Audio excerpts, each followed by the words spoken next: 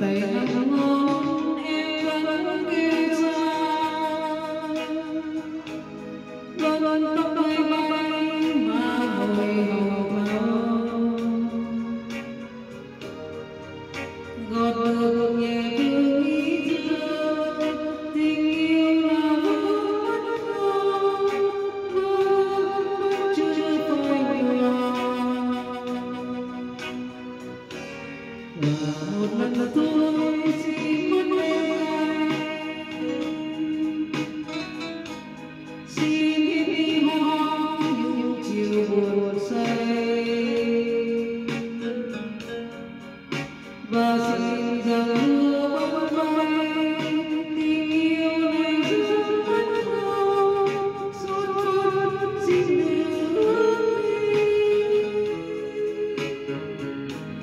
chiều buồn mưa bay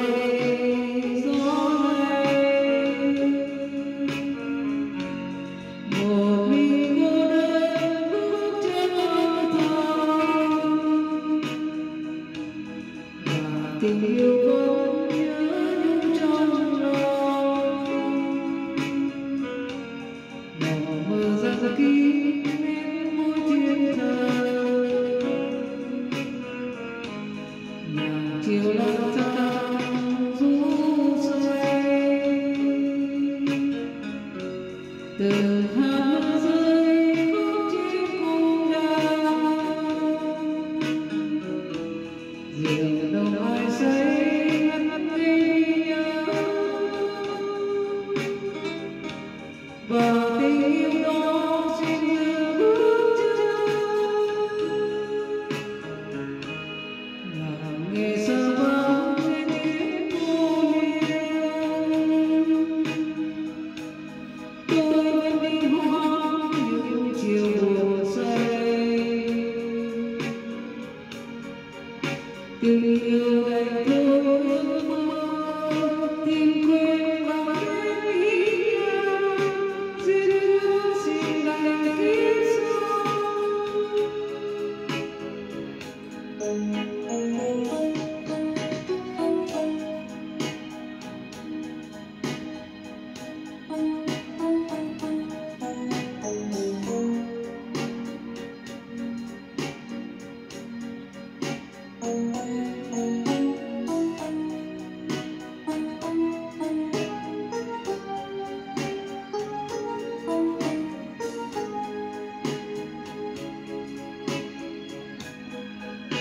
Buồn mưa bay gió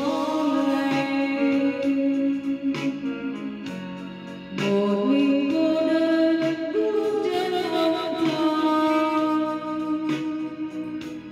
và tình yêu vẫn nhớ nhung trong lòng. Màu mưa dần kín hết môi thiên thần, nhạc chiều lang thang ngủ say, từng hạt mưa rơi khóc trên cung đàn, rượu nồng ai say ngất ngây vì nhớ, và